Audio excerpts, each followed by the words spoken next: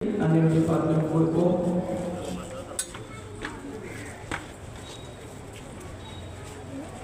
மரியே வாழ்க, மரியே வாழ்க, மரியே வாழ்க, ஆரோக்கிய அன்னையே வாழ்க, ஆரோக்கிய அன்னையே வாழ்க, லூர்து அன்னையே வாழ்க, லூர்து அன்னையே வாழ்க.